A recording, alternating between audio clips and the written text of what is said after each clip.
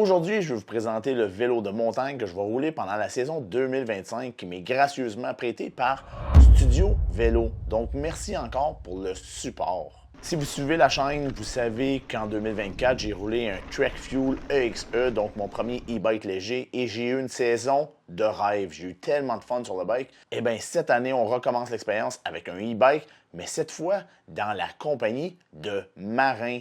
J'ai personnellement fait la demande de rouler un bike Marin parce que je sais que beaucoup de gens regardent ce brand-là en se disant « Oh, c'est pas très sexy, pas très exotique. » Donc, le bike que je vais rouler, c'est un Marin Riftzone EL-XR. Et le EL veut dire Electric Light. Le XR étant le modèle le plus haut de gamme que Marin offre. Donc, on parle d'un e-bike avec un cadre en aluminium au complet et c'est un bike qui est en 29-29. Donc, le cœur du e-bike, c'est le moteur Bosch SX et je dois dire que c'est très différent du TQ que j'avais sur le Trek Fuel et j'aime ça énormément.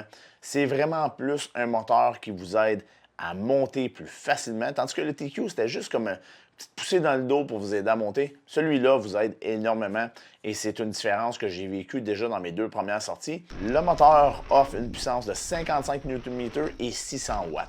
Tout ça est jumelé à une batterie de 400 Wh. Ce n'est pas la plus grosse batterie, mais c'est déjà une amélioration par rapport au Trek Fuel EXE, qui était, quant à moi, sa faiblesse, la capacité de la batterie. Et je le vois déjà parce que dans mes deux sorties que j'ai faites, je n'ai pas passé à travers ma batterie.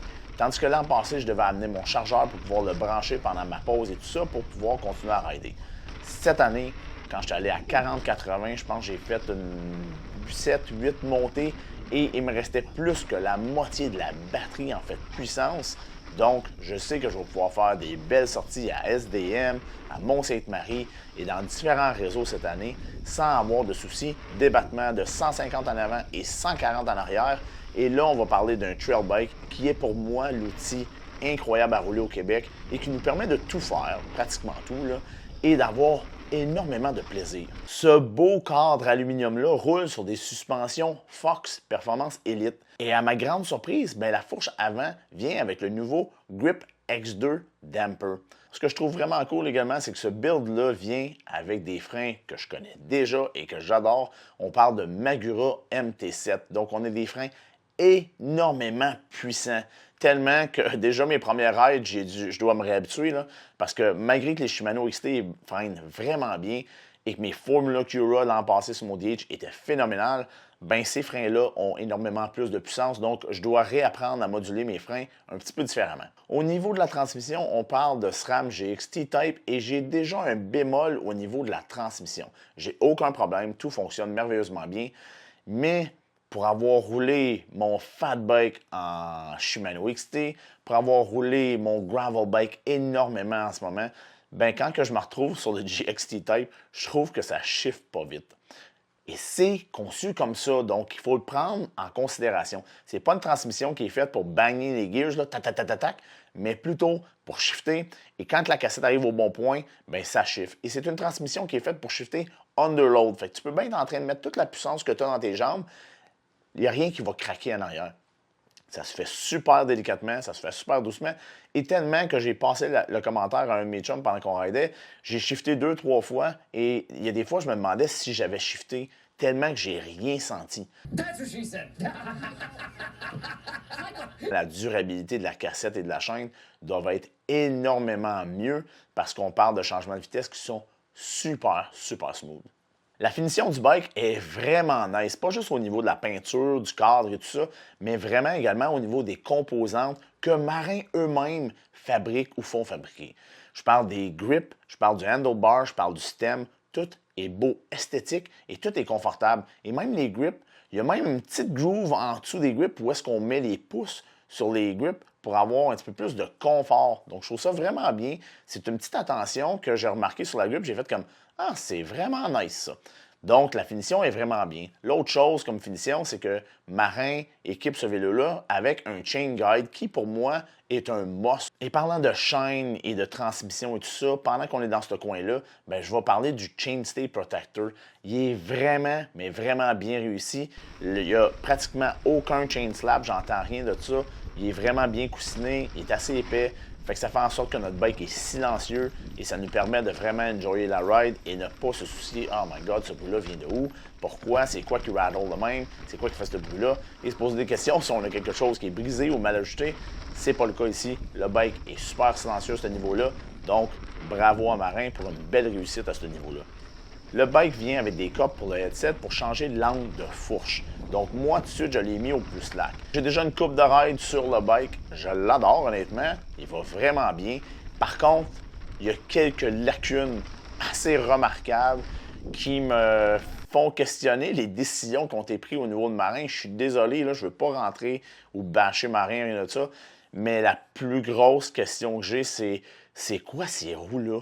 Pourquoi mettre des roues autant de base sur un bike haut de gamme? Honnêtement, c'est les roues Marin qui sont des rimes bien ordinaires et j'avais même pas fait encore 20 km que la roue commençait à être voilée. Je comprends, le mindset de Marin, c'est que tout le monde a un set de roues, puis ce set de roues-là, on le transfère d'un bike à l'autre. Mais c'est pas tout le monde qui veut faire ça. Et quelqu'un qui rentre dans le marché du e-bike, et qui fait comme « Hey, ce bike-là vaut vraiment la peine parce qu'il offre énormément de qualité pour le prix, parce qu'on est en dessous de la barre de 10 000 $. Donc, ça laisse un bémol parce que tu vas aller rider, puis tu vas faire tes premières rides et déjà tes roues vont devenir voilées tout croche. Et là, tu vas faire comme « Ben, c'est quoi ça, ce bike-là? » Ça va remettre toute la qualité du bike, qui est vraiment superbe, en question parce que cette décision-là a été prise plus haut pour couper des coûts, des choses de même. Ça, je trouve ça un peu ordinaire. Je vais changer les roues. Je me suis commandé des Raceface qui sont en route présentement. L'autre chose, au niveau des pneus, pour moi, c'est un nouveau type de pneu. C'est encore du Maxxis, du DHF, Max Grip. J'ai jamais roulé de DHF. Pour mes deux sorties, j'aime bien, honnêtement. C'est un pneu qui est très prévisible, qui grippe bien. Fait que ça, j'ai aucun problème avec. Par contre, en arrière, c'est toute une autre histoire. Le Forecaster qu'ils ont mis sur ce bike-là, je suis désolé, je ris parce que c'était toute une aventure. Le Forecaster qu'ils ont mis sur ce bike-là, je ne sais pas ce qu'ils ont pensé, autre que vouloir augmenter l'autonomie du bike, mais c'est vraiment pas conçu pour un trail bike. C'est vraiment plus un pneu de cross-country. Donc, le Forecaster va disparaître assez rapidement. Sur mes nouvelles roues, je vais probablement mettre mon Assegai en avant puis mon DHR2 comme je suis habitué de rouler. Ou peut-être, je vais peut-être essayer les nouveaux Radial, donc un Albert en arrière et un Magic Mary en avant. Ça va dépendre si la shop là en stock. On verra rendu là. La troisième composante qui est problématique, et je mets ça entre parenthèses parce que c'est propre à la morphologie de chaque personne, mais je parle de la selle. La selle ne me convient vraiment pas, elle n'est pas assez large pour moi, donc mes os s'accotent sur le frame de la selle. Je finis avec des douleurs assez atroces après même pas avoir parcouru 20-30 km. Donc, c'est très désagréable à ce niveau-là. Ça peut très bien fonctionner pour vous. Si vous avez des os plus étroits, ça peut être super pour vous. Ça ne veut pas dire que la qualité de la selle n'est pas bonne. Ça veut juste dire que le fit de la selle n'est pas bon pour moi.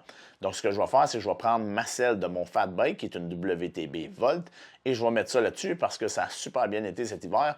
J'ai eu aucune douleur sur le fat bike. J'ai mis mes pédales d'IT T-Mac dessus. Pourquoi? Parce que j'adore ces pédales-là. J'ai énormément de grip avec mes souliers. Et parlant de souliers, ce qui est quand même assez cool, c'est que c'est ma deuxième saison que je roule avec les mêmes souliers. Pas j'ai acheté le même modèle, littéralement les mêmes souliers. Mes 510 Freerider Pro, c'est leur deuxième saison et la semelle est encore superbe en dessous. Et pourtant, j'en ai fait du bike l'année passée, c'est pas un problème. Et j'ai l'intention d'en faire encore cette année énormément. C'est une petite information qui n'a pas rapport au bike pas en tout, mais ça peut être intéressant si jamais vous regardez pour une paire de souliers. Donc, c'est ça qui fait le tour de mon bike que je vais rouler cette année. Merci encore une fois à Studio Vélo pour le support et également à Marin d'avoir embarqué dans l'idée. J'espère que vous avez apprécié. Si jamais vous avez des questions ou quoi que ce soit, laissez-moi savoir dans les commentaires. Je n'hésite pas. Je vais répondre à ça avec plaisir. Et on va se croiser sur les sentiers du Québec. Cheers!